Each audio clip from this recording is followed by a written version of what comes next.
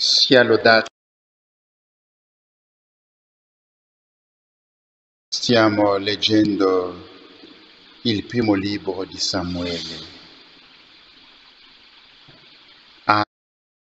Era sterile. Si recò un giorno nel tempio a pregare. Mentre pregava in silenzio, le labbra si muovevano, ma la voce non usciva. Egli, cioè il profeta, viene accanto alla donna. Tu, smaltisci il tuo vino.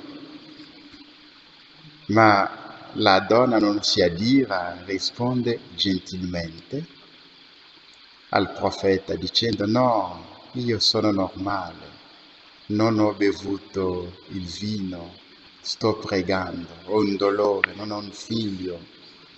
Mi sto sfogando davanti a Dio. E il profeta dice alla donna: allora ritorna a casa, che tutto si compia secondo il tuo desiderio. E la donna, dopo le sue preghiere, ritornò a casa e concepì e partorì Samsone. Lo leggeremo prossimamente. Ma già questa donna, mentre pregava, aveva fatto un voto a Dio, cioè di offrire questo figlio a Dio affinché il figlio sia un consacrato a Dio, sia votato al servizio di Dio. Anna, questa donna sterile, è per noi oggi, fratelli e sorelle, un esempio della preghiera, di affidamento a Dio nei nostri dolori, nelle nostre difficoltà. Come ve l'ho detto ieri, fratelli e sorelle, ci sono delle cose che si ottengono dopo tante preghiere. Questa donna è stata derisa, insultata, maltrattata perché non aveva un figlio. E spesso il Signore, ve lo dicevo ancora, chiude il seno per realizzare le sue meraviglie, per essere supplicato, e il seno si apre per dare sempre un figlio meraviglioso che lavorerà nel regno per il servizio di Dio. La stessa cosa, fratelli e sorelle, possiamo avere qualunque mancanza, il Signore sa perché ha provocato quella mancanza. Con l'accettazione del nostro dolore, della nostra sofferenza e l'offerta a Dio, c'è sempre qualcosa di buono che nasce dopo. Dunque non ci dobbiamo mai ribellarci quando ci manca qualcosa quando non abbiamo una grazia. Il Signore, quando permette qualcosa nella nostra vita, è sempre per il nostro più grande bene o per il più grande bene dell'umanità o della Chiesa. Nel Vangelo di oggi Gesù entra di sabato nella sinagoga a Cafarnao e comincia a insegnare e la gente è stupita perché insegnava con autorità. Il suo insegnamento era nuovo, il suo insegnamento colpiva le persone, era un insegnamento profetico, carismatico, che muoveva i cuori, non era una ripetizione, una moralizzazione. Allora, nella sinagoga in quel giorno c'era un uomo posseduto, cioè posseduto da uno spirito cattivo. Le possessioni ci sono state, ve lo dicevo, non lo so quale giorno, che dove è assente Gesù ci sono le possessioni, punto basta, non si può discutere. Le possessioni ci sono dove Gesù è assente, anche nelle civiltà dove Gesù è assente ci sono le possessioni, perché abbiamo ridotto le possessioni alle manifestazioni esterne di uno che è un uomo posseduto, che comincia a parlare, che spona una forza fisica straordinaria. Allora è lì che noi pensiamo che sono delle possessioni, ma io vi dico, nelle civiltà, nei paesi dove Gesù è assente, ci sono tantissime possessioni, io direi a 100%. Perché, ve lo dicevo quando abbiamo battezzato il ragazzo Alessandro, che adesso, battezzando questo ragazzo, ora devo fare l'esorcismo minore per esorcizzare il battezzato. Allora figuriamo le persone che non hanno ricevuto il battesimo. Tutta la vita vanno così. Gli spiriti cattivi si moltiplicano in loro e ne hanno. Lasciamo le civiltà dove non c'è Gesù oggi. Anche da noi, quando viviamo senza Gesù Cristo, apriamo le porte. La vita senza Gesù Cristo è aprire le porte agli spiriti impuri che vengono e che si annidano in noi e vivono in noi, condizionano la nostra vita e spesso le persone che sono così rifiutano di ascoltare la parola di Dio.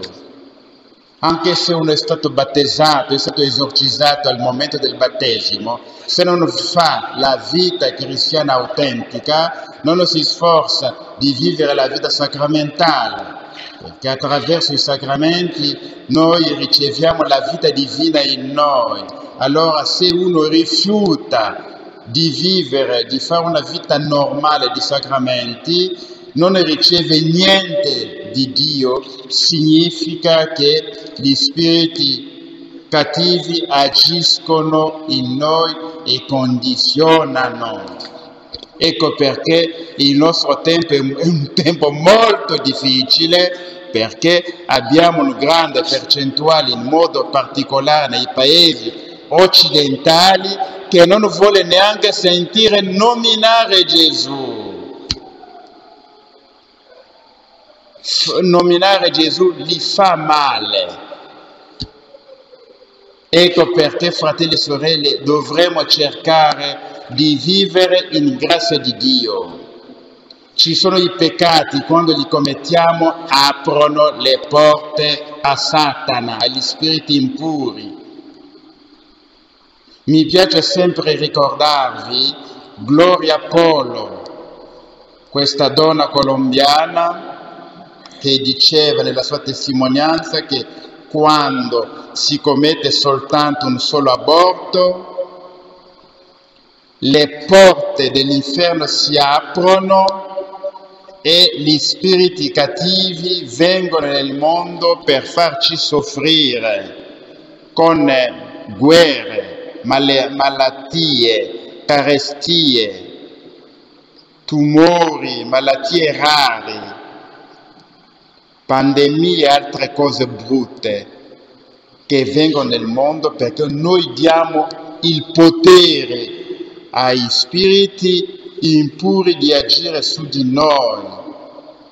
La vita di peccato, fratelli e sorelle, è sempre dare potere a Satana affinché mandi spiriti cattivi che ci devono fare soffrire.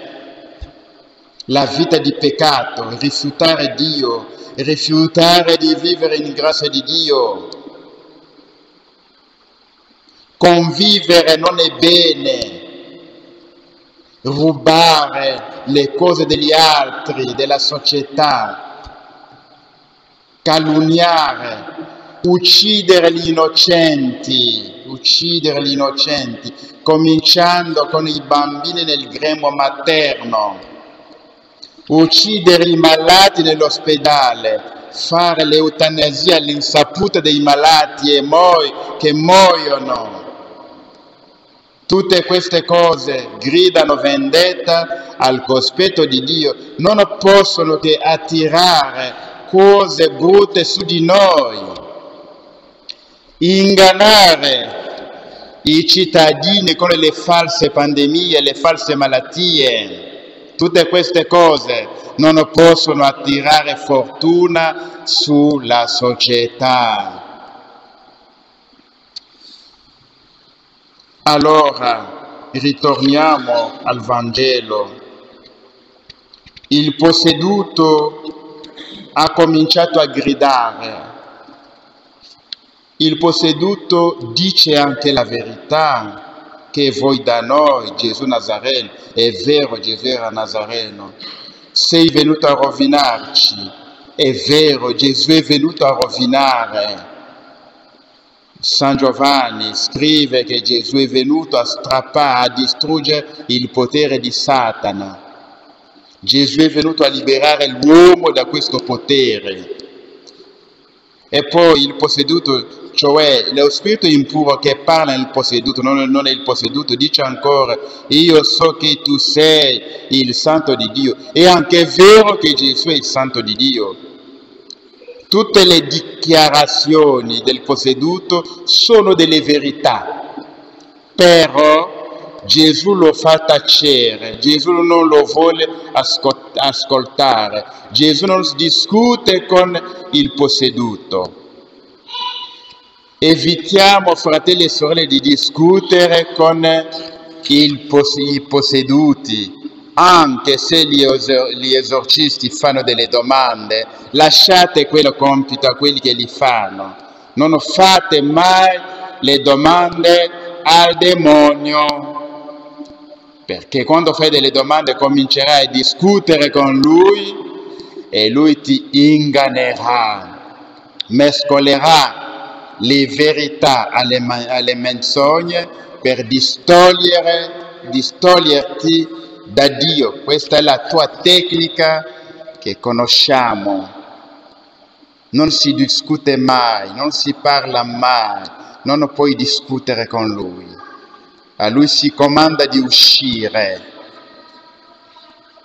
Non devi chiedere niente delle spiegazioni. Quando sei entrato in quest'uomo, che cosa sei venuto a fare, tutte queste cose. Ti ingannerà, ti dirà delle bugie e tu ci crederai e peccherai contro la virtù cardinale della fede, no, la virtù teologale della fede, perché lui ti indurrà in errore. L'esempio tipico dell'errore è quando Eva ha cominciato a discutere con lui, lo ha ingannato, inganna, e Eva ha creduto.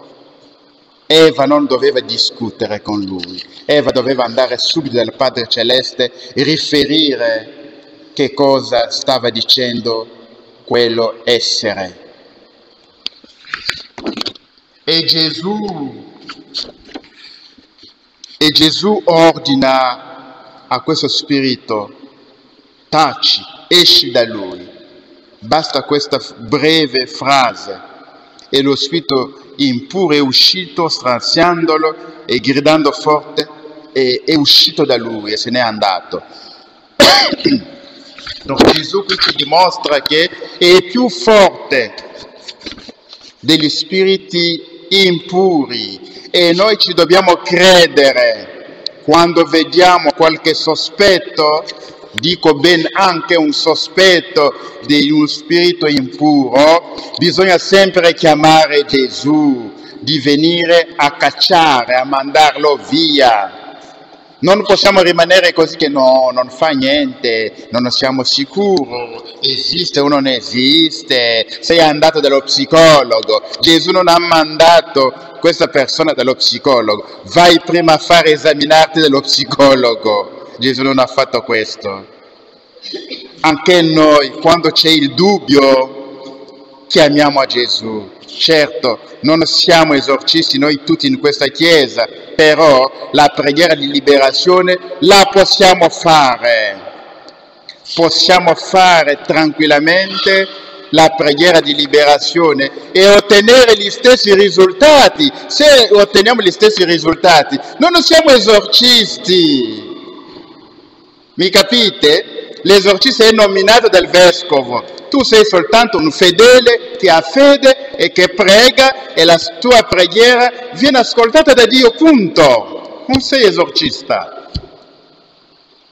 Dunque, quando ci sono questi problemi in mezzo a noi, bisogna pregare con fede. E il Signore ascolta le persone giuste e che pregano con fede. Pregando con fede, Gesù può liberare un posseduto a causa di te, una casalinga semplice, ignorante, che prega con fede e che lì la sua preghiera libera i posseduti. Dovete avere questa fede, questa certezza, credere in Gesù Cristo che io prego adesso per questo posseduto, posseduta. Gesù, vieni, caccia questo spirito impuro, come lo hai fatto, come lo stai facendo sempre. Gesù, tu che mi hai sempre ascoltato, ascoltami anche in questo momento. Ogni cosa che ti chiedo, Signore, tu me la dai sempre, anche in questo momento. Vedi questo mio fratello, questa mia sorella che sta soffrendo, Signore Gesù, libera questo mio fratello. Questa si chiama preghiera di liberazione, che non è esorcismo. Se fate questo, la persona viene liberata e vanno a raccontare, quelli posseduti ancora di più, andranno a raccontare che hai fatto l'esorcismo. O sono posseduti o sono ignoranti. Devi soltanto sorridere, fare il tuo cammino, continuare a pregare se si presenta un altro caso ancora, ma cercare sempre di essere in grazia di Dio, di pregare in grazia di Dio, di digiunare. E quando facciamo la preghiera di intercessione, alzare la tua voce, pregare per le persone che hanno queste difficoltà, anche se non alzi la tua voce, pregare con intensità nel tuo cuore affinché il Signore possa liberare i posseduti.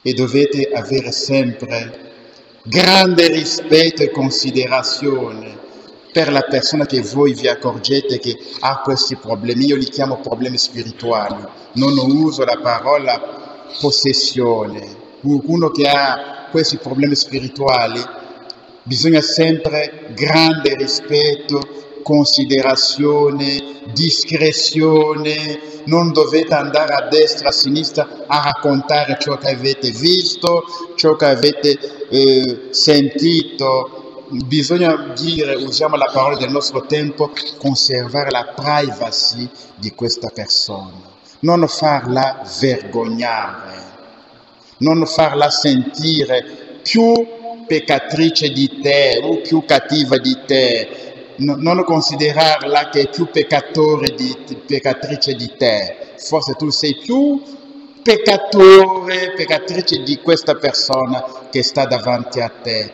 Donc rispettarla, pregare per lei, avere compassione, e non è che gli spiriti impuri si trasmettono come il coronavirus. Non è così. Non è che se ti vai a sedere dove si era seduto il posseduto, lo spirito cattivo entrerà in te. Non è così. Perché negli alberghi dove dormiamo quando viaggiamo non sappiamo quanti posseduti hanno dormito su quel letto e quanti posseduti, lesbiani, gay, omosessuali hanno dormito su quel letto e hanno fatto anche delle cose brutte su quel letto. Non sappiamo. Non puoi neanche avere distanza con una persona che ha questi problemi dicendo no, non mi metto vicino a lui. No, ma quando vai nell'aereo, chi sta accanto a te sai di quanti spiriti cattivi ha dentro di sé? E ve l'ho detto che dove è assente Gesù c'è sempre qualcosa, non c'è neutralità. Questo non è così, non è così. C'è sempre qualcosa di brutto nelle persone, nelle società, nelle civiltà, nei paesi dove Gesù è assente. Solo Gesù, è solo Gesù che sconfigge Satana, solo Gesù che lo manda via. Maometto non manda via i posseduti, gli spiriti impuri. Anzi, con Maometto stanno benissimo, con Buddha stanno bene, con il faraone, con Confucius, non lo so, con un altro guru dell'Occidente o dell'Africa, i posseduti stanno benissimo. È soltanto Gesù che è venuto a rovinarli, è solo Gesù che li sconfigge, non c'è qualcun altro, neanche un uomo potente non fa niente, neanche un grande sacerdote non fa niente, solo Gesù che agisce, che può agire in funzione della nostra fede, quando preghiamo con fede, e allora Gesù agisce. Anche il grande esorcista, dove andate, non è lui che agisce, questo dovete saperlo, è Gesù che agisce. Non è il suo potere, non c'è il potere, è la fede che sta in questa persona che agisce, e Gesù mediante la fede di questo esorcista agisce.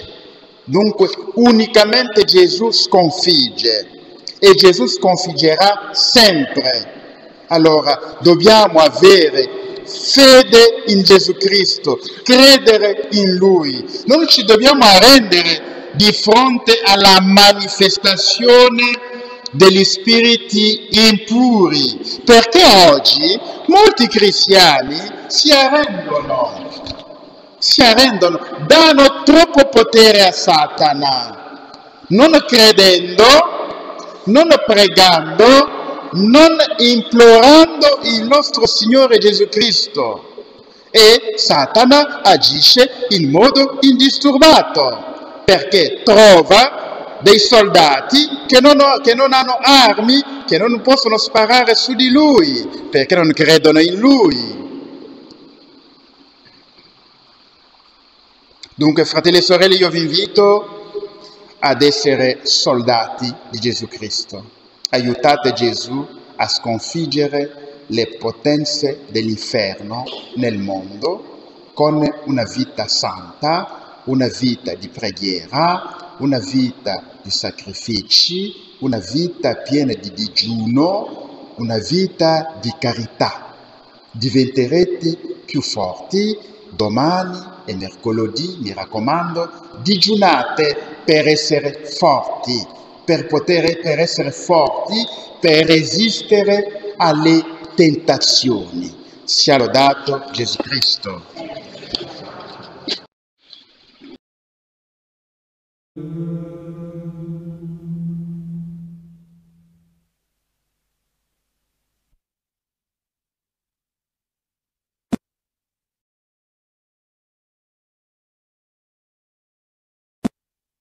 Antum ergo sacramentum veneremur celui et antiquum documentum novoce latritui prestet fide supplementum sensum defectui.